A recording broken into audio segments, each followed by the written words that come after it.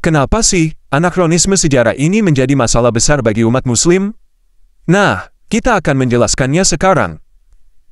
Bahkan, kita akan membahas dua contoh kasusnya, satu tentang kata Samaria, dan yang lain tentang Masjidil Aqsa atau Kubah Batu.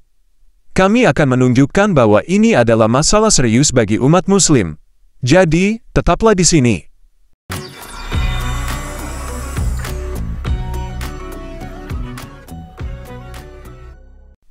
Halo semuanya, selamat datang kembali di episode kedua dari seri video terbaru kami tentang anakronisme sejarah dalam Al-Quran.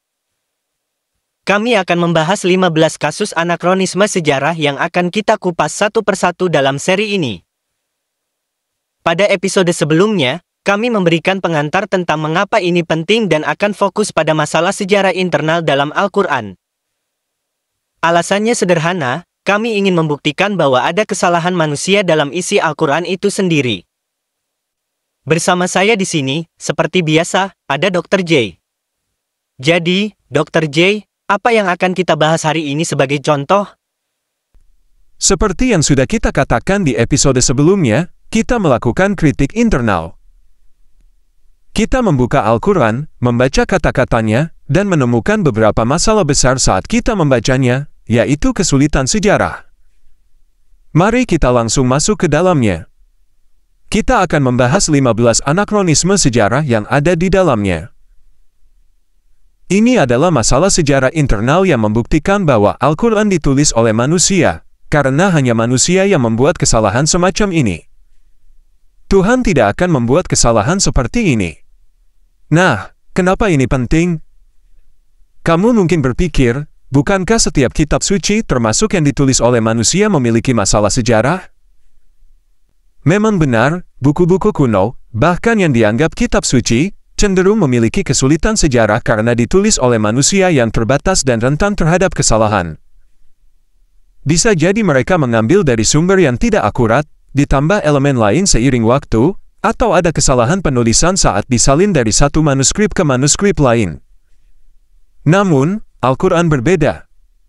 Al-Quran mengklaim dirinya sebagai kitab yang abadi. Dalam surah Al-Buruj disebutkan bahwa Al-Quran itu kekal. Al-Quran juga mengklaim bahwa tidak ada kesalahan dalam dirinya, seperti yang tertulis dalam surah An-Nisa ayat 82 dan surah Al-An'am ayat 114.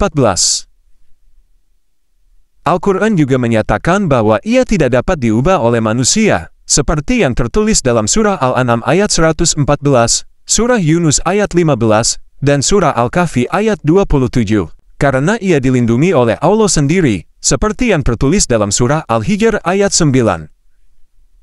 Jadi, kamu bisa lihat, klaim yang dibuat Al-Quran tentang dirinya tidak seperti klaim yang akan kita buat untuk Alkitab atau buku sejarah lainnya. Al-Quran itu unik dalam hal ini. Dan karena Al-Quran membuat klaim ini, umat Muslim harus membela klaim tersebut. Mari kita kembali ke slide. Apa artinya ini?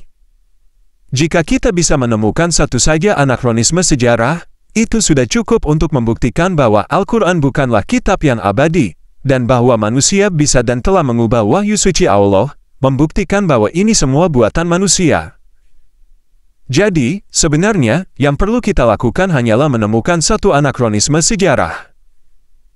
Saya akan menunjukkan 15, mungkin masih banyak lagi, tapi ini adalah 15 yang saya ketahui sekarang. Jika kita menemukan lebih banyak, kita bisa buat episode lagi. Tapi, mari kita mulai dengan menemukan satu, karena itu sudah cukup untuk membuktikan kesalahan. Sekarang, mari kita mulai dengan yang pertama, yaitu tentang orang Samaria. Menurut Al-Quran, ada orang Samaria yang disebutkan dalam surat Taha ayat 85, 87, 95, dan 97. Ayat tersebut berbunyi, Allah berfirman, sesungguhnya kami telah menguji kaummu setelah engkau tinggalkan, dan Samiri telah menyesatkan mereka. Maka Musa kembali kepada kaumnya dengan marah dan sedih. Musa berkata, apa yang telah terjadi padamu, wahai Samiri? Jadi, apa itu Samiri dalam bahasa Arab? Samiri berasal dari kata Samaria, yaitu sekelompok orang. Dan Al-Quran mengklaim bahwa kelompok ini sudah ada pada zaman Musa. Padahal, menurut Alkitab, sebenarnya Harun dan umat Israel yang tersesat dan menyembah anak lembu emas, bukan Samiri. Nah, ini masalah besar, karena Musa hidup sekitar tahun 1400 sebelum Masehi. Kita semua tahu itu. Tapi, apakah ada orang Samaria pada zaman Musa? Tidak ada. Orang Samaria baru muncul setelah penaklukan oleh Sargon II sekitar tahun 722 sebelum Masehi. Dia adalah Raja Asyur yang menaklukkan 10 suku Israel di utara, bukan Yehuda. Setelah menaklukkan mereka, dia membawa sebagian besar orang Israel ke pembuangan dan menggantinya dengan orang-orang Asyur. Mereka kemudian menikah dengan sisa orang Israel yang masih ada, dan keturunan mereka menjadi orang Samaria. Orang Samaria ini dipandang rendah oleh orang Yahudi, dianggap sebagai ras campuran yang najis dan tidak bersih. Jadi, jelas tidak mungkin ada orang Samaria pada zaman Musa, karena mereka baru muncul 700 tahun setelah Musa. Inilah anakronisme yang kita bicarakan. Lalu, ada satu anakronisme lagi yang akan kita bahas, yaitu tentang Masjidil Aqsa. Menurut surah Al-Isra ayat 1, disebutkan bahwa Muhammad melakukan perjalanan malam, Isra, dari Masjidil Haram ke Masjidil Aqsa. Ini adalah bagian dari cerita Isra, Miraj, di mana Muhammad dikatakan terbang dari Mekah ke Yerusalem, lalu naik ke langit untuk bertemu Allah. Masalahnya, pada tahun 621 Masehi, saat peristiwa ini diklaim terjadi, tidak ada masjid di Yerusalem. Kubah batu baru dibangun pada tahun 691 Masehi, dan Masjidil Aqsa baru dibangun pada tahun 710 Masehi. Jadi, bagaimana mungkin Muhammad bisa pergi ke masjid yang belum ada? Dan lebih lagi, saat itu Yerusalem masih berada di bawah kekuasaan Bizantium, bukan Muslim. Islam baru menaklukkan Yerusalem pada tahun 638 Masehi. Jadi, jelas ada masalah di sini. Peristiwa ini tidak mungkin terjadi seperti yang diklaim oleh Al-Quran, karena masjid tersebut belum ada pada saat itu. Ini adalah anakronisme sejarah lainnya.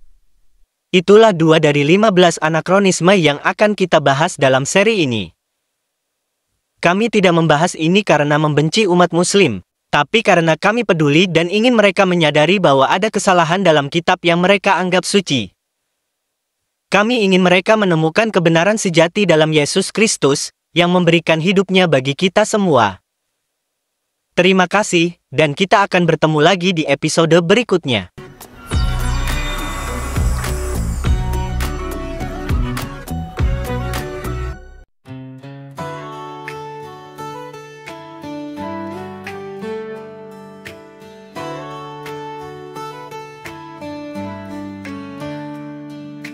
Pandanglah burung-burung di langit yang tidak menabur, tidak menuai dan tidak mengumpulkan bekal, namun diberi makan oleh Bapamu yang di sorga. Bukankah kamu jauh melebihi burung-burung itu?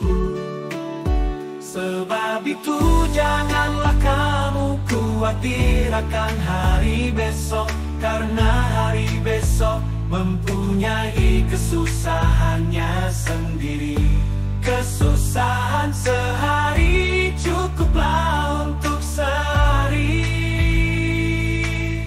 Cukuplah untuk sehari.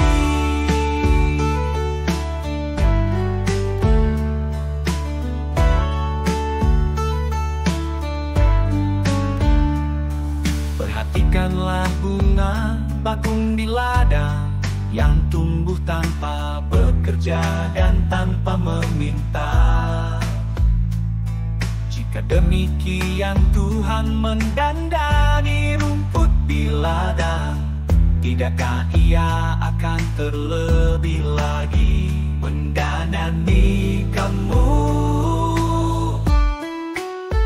Sebab itu janganlah kamu khawatir akan hari besok, karena hari besok mempunyai kesusahannya sendiri.